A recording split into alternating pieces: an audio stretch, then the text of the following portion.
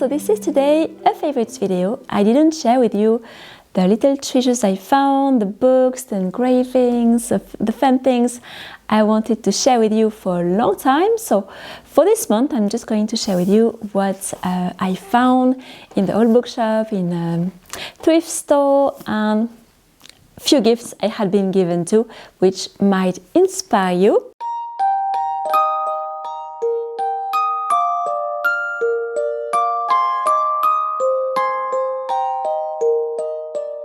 And we're going to start with a cookbook. As you know, I'm not a very good cook. I do basic things in the kitchen, but I have been offered a new book by Guy Savoy, which is Guy Savoy cuisine les écrivains du XVIIIe siècle. Guy Savoy cooks the writers from the 18th century. It is not translated. I have to say I'm not sure if the first one he published for the 17th and the 16th century have already been translated or not. I don't know. This one has been pretty recently published. I had already the 17th century with a lot of characters and things I liked inside. And in this one, they are all my friends. So you have Jean-Jacques Rousseau, my favorite author. I don't have at all the skills to do most of this recipe, but I like it because there are a lot of interesting presentation of each author and their relation to food, what they liked. There are also a few fairy tales writers like Jeanne-Marie Le Prince de Beaumont, who wrote the second version of The Beauty and the Beast.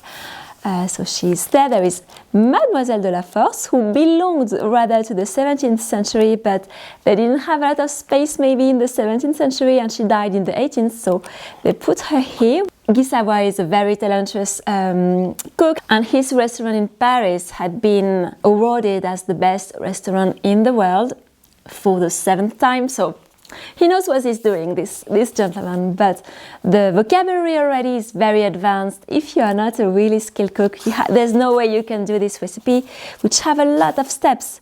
Sometimes it's 16 steps for the main course, then you have 5 other steps for the sauce or the thing which goes with it. And there is also Le Marquis de Sade. I'm not really going to introduce you to Le Marquis de Sade because in France he's as famous as Napoleon, and any French person who would watch this video would think I'm a complete idiot if I do a big introduction on Le Marquis de Sade. It's such a famous character here, but I know I've met quite many foreigners who had never heard of him, and he simply gave his name to the word sadistic. So he's the most famous writer of erotic books from the 18th century in France, and he spent 30 years in jail because of his books and also because of his behaviors when he was not in jail. Every time he was free, he would do some sort of mischief.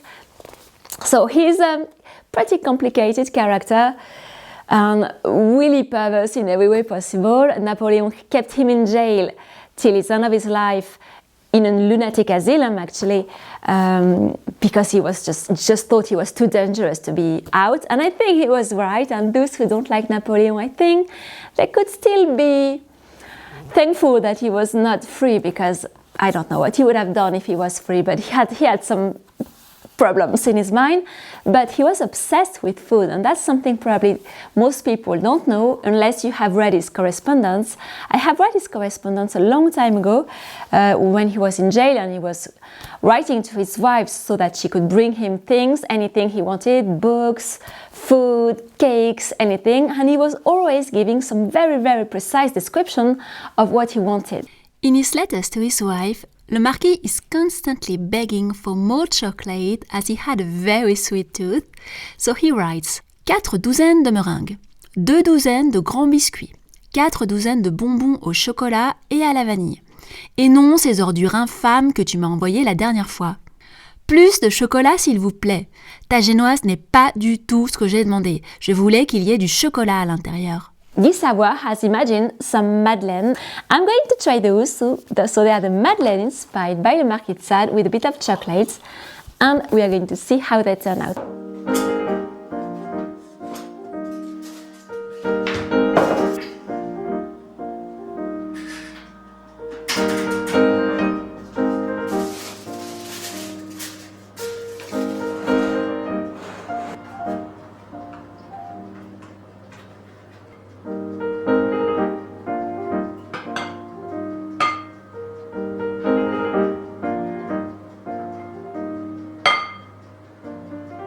So this is the Madeleine out from the oven, and it is a complete disaster. As you can see, they were supposed to be big. I have already done some Madeleine with another recipe I have. But here there is something wrong. What happens is when he gives these ingredients in the list, it's not in the usual measurements you have in other books. Here you have, for example, 30 grams, I think it's 30 grams of milk. It's never in grams that you see milk. It's in liters or something like that, centiliters. So I think I have added really too much milk, and it's just too liquid, and it just doesn't want to do anything. It's just more like a pancake texture. So I'm not going to do the chocolate finishes and everything. I'm going to start again, I think, because, well, you don't have so many ingredients anyway.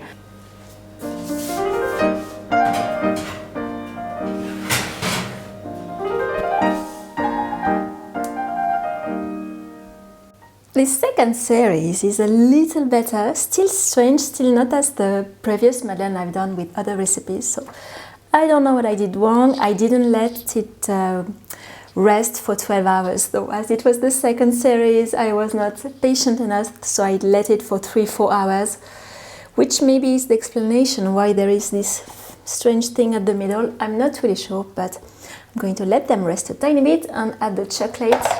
But as you can see, they already don't really look like the photo. They look a bit different, but a little more like real Madeleine. But I'm definitely going to invest in a real Madeleine mold, which are a little bigger. This one are just one I had for a long time, and they're a little too small. I would like some with little bigger shapes.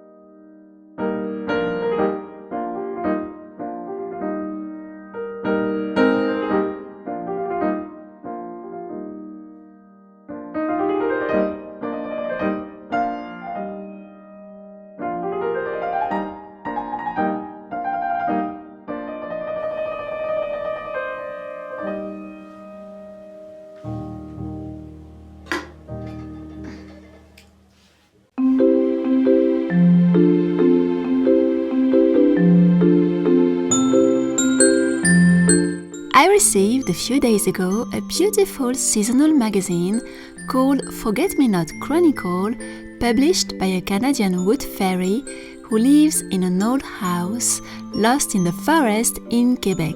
It is her latest issue, which was the Christmas issue, but as winter is not completely over yet, I thought it would be the perfect companion for these very last weeks before spring. One gets instantly a warm and comforting feeling when opening this magazine. The wood fairy has a unique and poetical writing, and each sentence is like a big hug to the reader. I spend my life with authors from the past, and I have an appetite for beautiful writing, even if I'm not a writer myself, but I think words are very precious and can have a big impact in our lives, and I feel seldom nourished by what's published these days. But it's not the case here. Each page is inspiring and will feed your soul. There are portraits, stories, essays, and even some paper dolls you can cut out. You can find the wood fairy La Fée des Bois Gaena da Silva on her Instagram account, where she shares some glimpses of her poetical life in the woods, and you can also order the magazine in French or in English, and all the links will be under this video, and she already published 4 issues.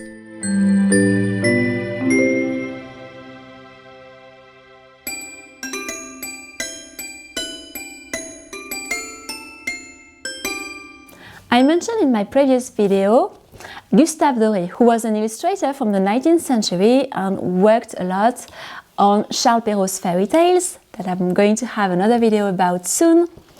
And I found at the old bookshop several engravings from 1869 of his fairy tales. So I found 2 about Sleeping Beauty. So this one is very famous. It's Sleeping Beauty and the Witch. And this one is when all the people in the castle have been put into sleep. You have some spiders, some leaves falling all around. This is really the idea we have now of Sleeping Beauty because of this illustrator, as I was mentioning in my previous video. Most illustrators that followed Gustave Doré continue to work on this theme that he used, like the nature, invading the castle, all these themes. The previous illustrations were very different, so Gustave Doré had a big part on the way we perceive these stories and these fairy tales.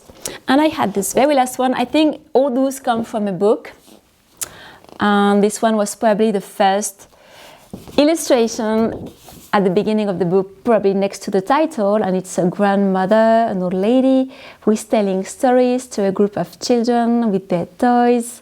There is a theater, a puppet, different toys, and I thought this one was really charming too. I wanted to have it. He had a few others from Le Petit Pousset and a few others from Charles Perrault.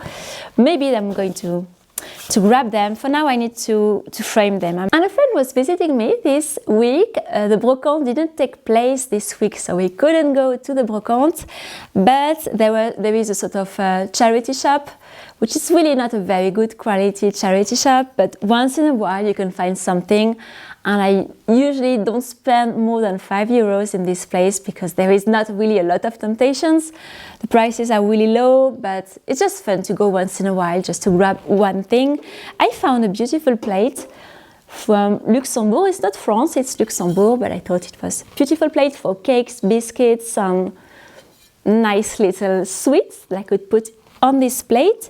There was a very spring teacup. I'm always hunting for teacups, for big teacups, because here in France, when you go in charity shops and brocante and all these places, you easily find coffee cups and coffee pots and anything related to coffee, but teacups and teapots are a little more rare. I'm not going to use it yet. I want to keep it for a little later in March to use it. And I also found a beautiful old box, probably to organize my sewing tools. I'm starting to organize on my cupboard over there all my sewing tools. I started to have a lot of things between the fabric, the needles and everything, and it was a huge mess and I needed some storage solutions. So I thought if I don't use this one for decor, I think I will use it for decor, but I could always use it for my organizing my sewing materials.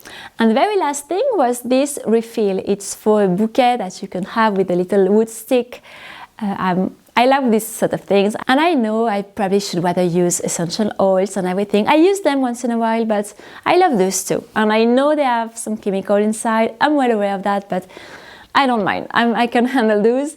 And this one was the refill for the Lolita Lampica bouquet, and I have the candle. I bought the candle and the little first bouquet when I arrived in this apartment, so quite many years ago, but I never found the refill actually. And there is a little shop in my town where they had the refill available at last. So I was pleased to have it.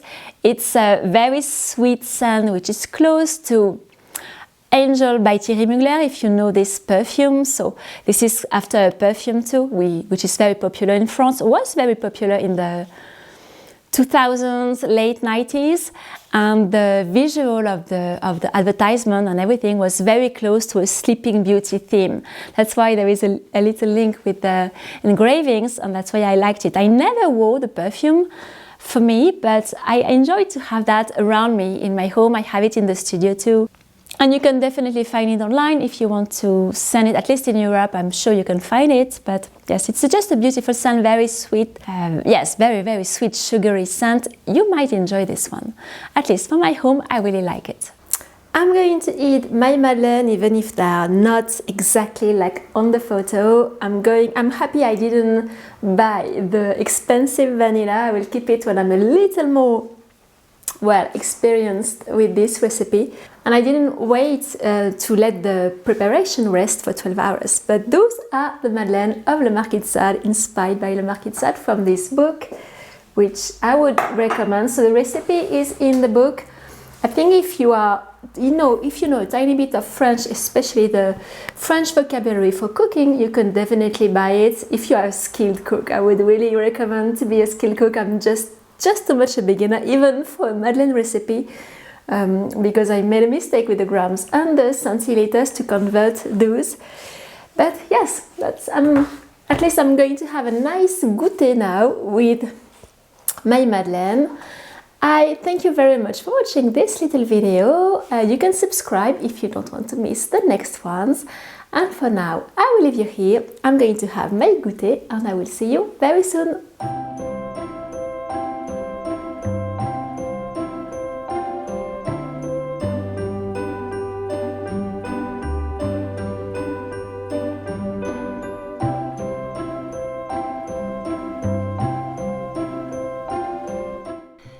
The Madeleines with their little flaws after the Guy Savoy recipe were after all very tasty.